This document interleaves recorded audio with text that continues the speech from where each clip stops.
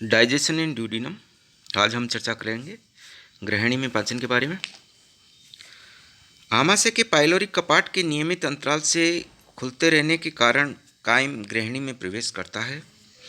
ग्रहणी में किसी भी प्रकार के एंजाइम का स्रावण नहीं होता है, लेकिन ग्रहणी में दो विशिष्ट पाचक ग्रंथियां यकृत एवं आमाशय अग्न्याशय से खुलती है। यकृत से पित्तरस का स्राव होता है, जबकि अग्न्याशय से पेनक्रियाटिक जूस या अग्न्याशय रस का स्राव होता है। पहले चर्चा करते हैं यकृत या लीवर। यह शरीर की सबसे बड़ी पाचक ग्रंथि है।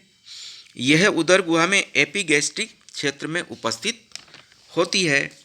यह मुख्यतः दाएं पिंड एवं बाएं पिंड में विभक्त होती है। कुछ एनाटोमिस्ट के अनुसार इसका दायां पिंड क्वाड्रेट एवं कॉर्डेट पिंडों का बना होता है। यकृत छोटी छोटी क्रियात्मक इकाइयों का बना होता है, जिन्हें लोब्यूल कहते हैं। लोब्यूल में विशिष्ट उपकला कोशिकाएं पाई जाती है, जिन्हें हेपेटोसाइट्स या यकृत कोशिकाएं कहते हैं। यकृत में कैपिलरीज अर्थात केशिकाओं के स्थान पर एंडोथीलियम द्वारा रेखित साइनोसॉइड्स पाए जाते हैं, जिनमें से रक्त का परिवहन होता है। साइनोसॉइड्स आंशिक रूप से कफर कोशिकाओं द्वारा रेखित होते हैं तथा ये कोशिकाएं फेगोसाइटोसिस द्वारा जीवाणुओं को नष्ट करती है। हेपेटोसाइट्स द्वारा स्रावित पित्त बाइल कैनालिकुली में प्रवेश करता है, जहां से पित्त छोटी पित्त वाहिनी में जाता है। ये छोटी पित्त वाहिनियां मिलकर दाईं एवं बाईं हिपेटिक डक्ट बनाती हैं, जो आपस में मिलकर कॉमन हिपेटिक डक्ट बनाती हैं। अंत में इनका संयोग सिस्टिक डक्ट से होता है तथा कोमल बाइल डक्ट का निर्माण होता है तथा ये कॉमन बाइल डक्ट ग्रहणी की समीपस्थ भुजा में खुलती है। बाइल जूस पित्तरस। यकृत की हिपेटोसाइट्स हरे पीले तरल का स्राव करती है, जो पित्ताशय में संग्रहित रहता है तथा आवश्यकता होने पर ग्रहणी की समीपस्थ भुजा में निर्मुक्त कर दिया जाता है। बाइल जूस का केमिकल कंपोजिशन, इसकी पीएच है 7.7 to 8.6, अर्थात ये हल्का एल्कलाइन प्रकार का रस होता है। इसकी जो मात्रा है प्रतिदिन वो 500 से 1000 ml होती है। इसमें जल की मात्रा 89% है। इसमें बाइल साल्ट जो है 6% है। बाइल पिगमेंट 3.4% है। कोलेस्ट्रॉल 0.8%, लेसिथिन 0.3% और इनऑर्गेनिक साल्ट 0.5% होते हैं। चर्चा करते हैं पित्त लवण या बाइल साल्ट। सोडियम ग्लाइकोलेट और सोडियम टारुकोलेट। कार्य: वसा का विखंडन एवं पायसीकरण करना। जल का प्रस्तनाव कम करते हैं, जिससे लाइपेज एंजाइम की क्रिया हेतु आधार तल बढ़ जाता है तथा वसा के अवशोषण में सहायता मिलती है। वसा में घुलनशील विटामिन के अवशोषण में सहायक होते हैं और पाचक रस में उपस्थित निष्क्रिय लाइपेज को सक्रिय लाइपेज में रूपांतरित करते हैं। पित्तवर्णक बिलिरुबिन एवं बिलवर्डिन, इनका निर्माण हीमोग्लोबिन के विखंडन से होता है। पित्तरस स्रावण का नियंत्रण। पित्तरस स्रावण का नियंत्रण तंत्रिका एवं हार्मोन दोनों प्रकार से होता है। वेगस तंत्रिका द्वारा सहानुकंपी उद्दीपन से पित्तरस का उत्पादन बढ़ता है।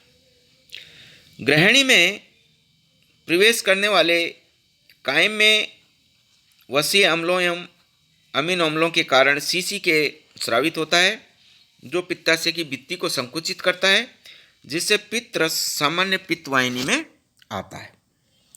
अम्लीय कायम के कारण ग्रहणी से सिक्रिटीन का स्रावण होता है और सिक्रिटीन पित्तरस स्रावण की क्रिया को उद्दीपित करता है। उसके बाद में यकृत के कार्य, फंक्शंस ऑफ लीवर।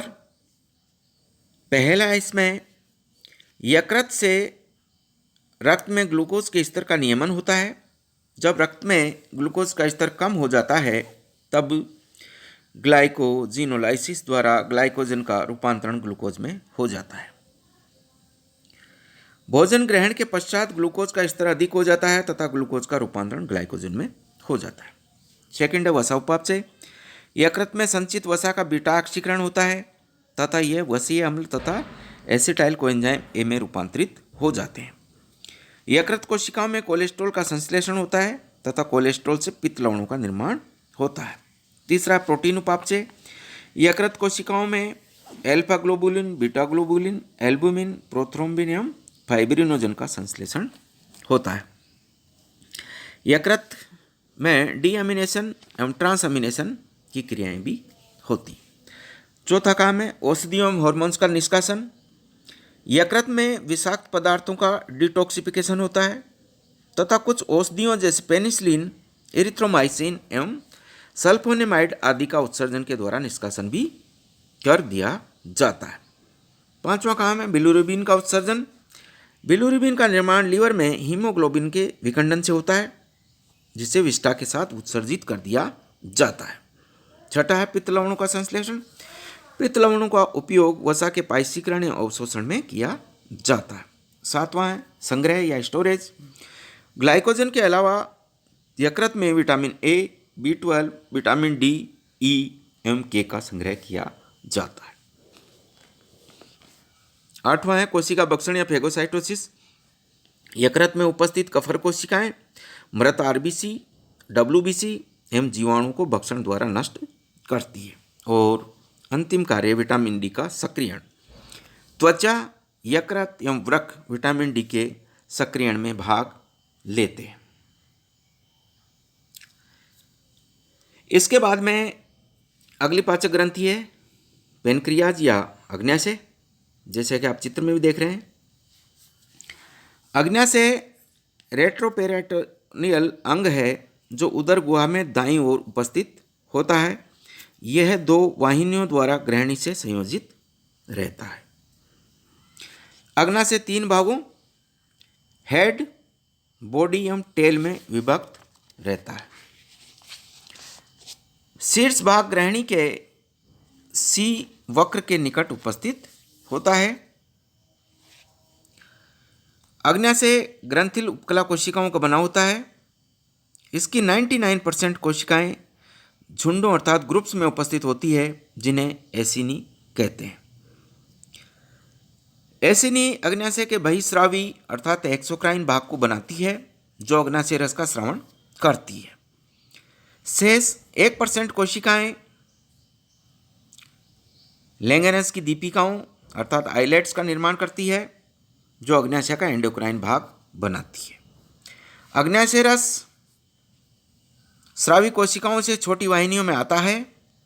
इन छोटी वाहिनियों के संयोजन से दो बड़ी वाहिनियां निर्मित होती है। इनमें से बड़ी वाहिनी अग्न्याशय वाहिनी कहलाती है।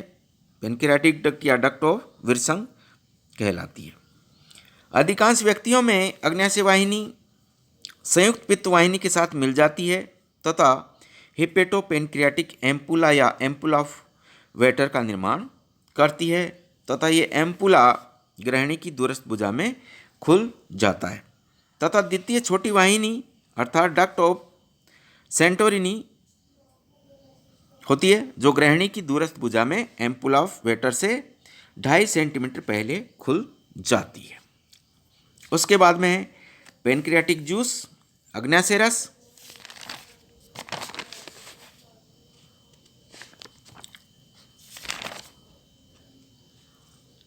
अग्न्याशय रस और इसमें जो उपस्थित एंजाइम है उनकी चर्चा अपन अगले व्याख्यान में करेंगे। Thank you.